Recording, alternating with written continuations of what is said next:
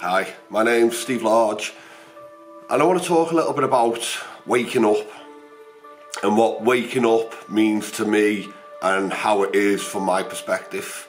Now, from my perspective, waking up isn't just about becoming super enlightened and spiritual, and although part of this is it because we realise the lie of the matrix. We start to understand how the mind works and we become free of that prison that we've been conditioned to believe is us.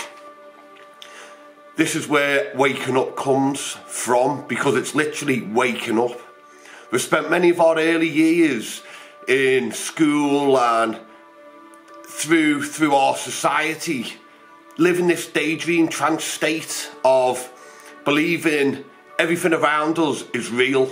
This is why we're here, to get jobs, and we do this stage of our life, we should be going here, thinking this, thinking that, doing this, and this isn't true. And waking up is the realisation of this. The realisation that, now I don't want to offend anyone, this is my perspective. There's no such thing as kings and queens. These are just people. People that the system have created through wealth, and throughout history, the history we're taught, whether that's even true, was built on torture and suffering of people. We're conditioned to believe kings and queens are true by the stories we tell our kids, the fairy tales of the prince, the princess, the king, the queen, that we're led to believe this is real. People aspire to be a princess. Be my prince, you're my princess.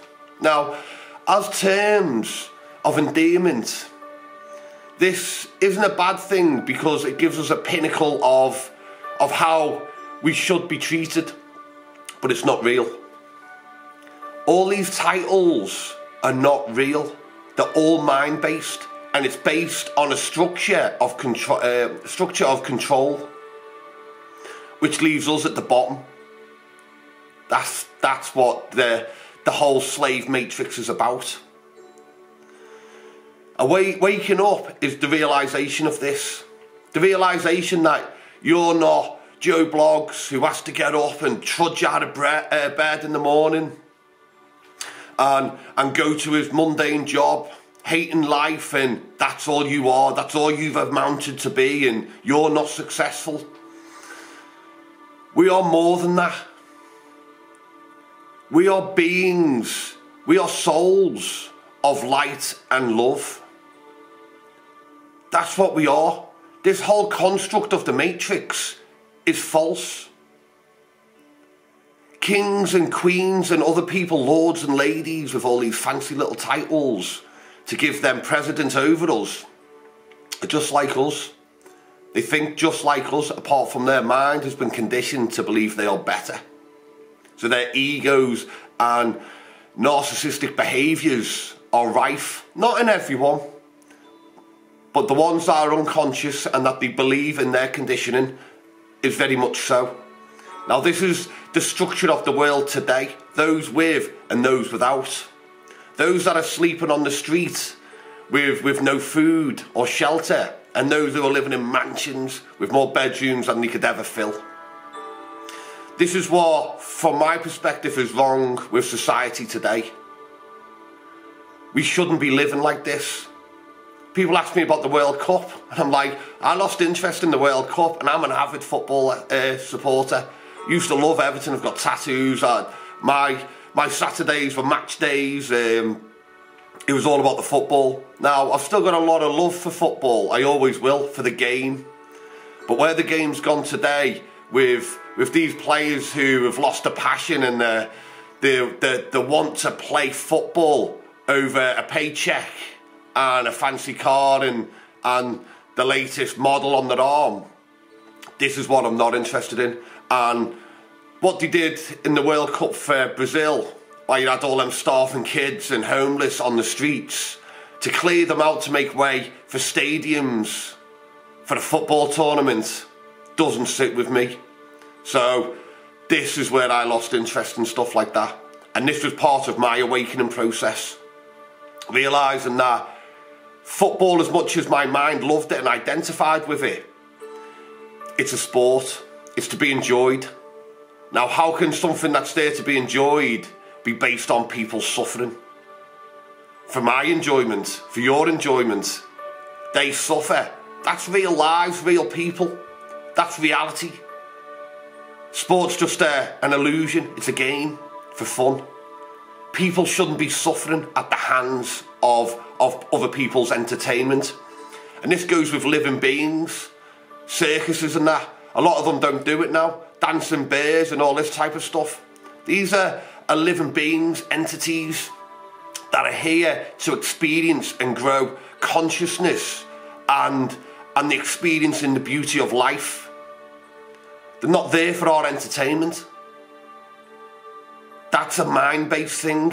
That something is less than us. And its suffering doesn't matter because it's for our entertainment, our entitlement to be entertained.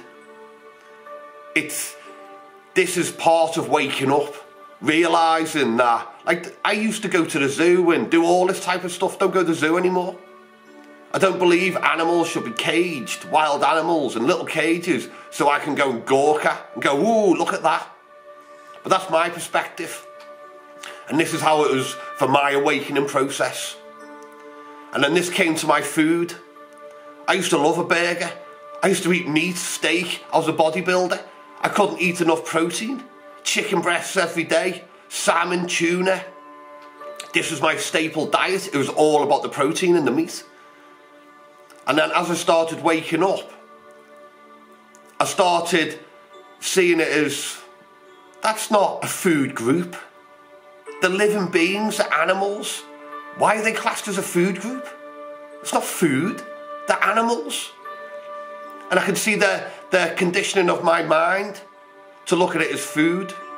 How they're there. These animals that are born, little baby lambs and pigs are born not to enjoy and bounce in a spring field and enjoy the beauty of the sun on the back with the mum and to enjoy this blessing of life.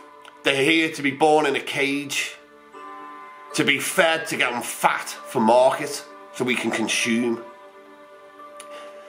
This is my perspective and this is my awakening. This is not a judgment. I was there on that path. And that's how I used to see things from my conditioning. But this is how I woke up. So this is for me. And this is for anyone else who this resonates with at their stage of waking up. This is a process of waking up. I can't see how you can wake up and not go through this process. Because for me, waking up is the realisation that we are all one. And we're not here to do as our mind tells us, which is serve ourselves. We're here to serve each other, because by serving each other, we are serving ourselves. There's a massive difference in that concept to your happiness and the vibration of the earth. To serve others is serving yourself. To serve your mind and your ego does not help you. It does not make you feel good. It's like an addiction. You'll be chasing it. You have to serve yourself more and more, looking for your mind-based, I need this, I need that. This is not going to make you happy. What will make you happy, true happiness, joy inside, is to help others. Because when you see the light in their eye and their smile, that creates it in you. This is true happiness. We are not taught this, because if we're taught to be happy, we help others, how are we going to create this class system and enjoy our slavery by serving ourselves and consuming, buying plastic crap that we don't want or don't need, and coming home going, I'm more in debt, now I'm stressed. What am I going to do to beat this stress? I know. The media's got, or the advertisement's got an idea for me. I'll go out and buy that, because that will make me happy. Oh yeah, I feel great now. Look what I've got. Oh no, I'm in more debt. Oh, actually, I don't really want this. Why did I buy it? This is why we serve others. And this doesn't mean serving others like a slave, or serving others like, yeah, what do you want, sir? I'll go and do that, sir. It means serving others as in shining for others, being the light for others, putting others' needs from a kindness aspect first. I'm sitting down on a bus, or I'm sitting down on the tube. That person looks like they've got bags there, they look tired. Well, I'm sitting here first. No, it means, you know what, I don't feel so bad, I can stand. It's not that long. I'm going to get up and I'm going to let them sit down. That's what I mean by serving others. There's a last loaf of bread. I don't need bread. You know what, you have that loaf. You look like you need it more. And then watch them, their gratitude. Don't get me wrong, some people will just snatch it and look at you as if you've done something wrong. But that's life. Because we don't do it for a pat on the back. We accept that that's where they're from. And we accept that we made that decision because that's where we are. That's where we are with our consciousness. And that's our vibration. And even if they don't recognise it at first, somewhere down the line, that will come back up. Because they will remember it when they start waking up. Because this is also part of the awakening process. You remember the kindness that you overlooked on your path. And you remember them kind moments and you go, I see now. And these are what build you and create your awakening. Remembering the goodness people did for you and remembering the people in your life that shined. Even if you don't recognise it straight away, you will further down the line. It will all start coming to you, the truth and the reality. Anyway, hope this has helped. I've been sick the last week, as you can probably tell by my eyes and my voice, yeah. Anyway, I just want to wish you all love and light, and to just know that the awakening process is a journey, and it's not a perfect journey. It's not designed to be. But it is about understanding and realisation of who we are and what we are.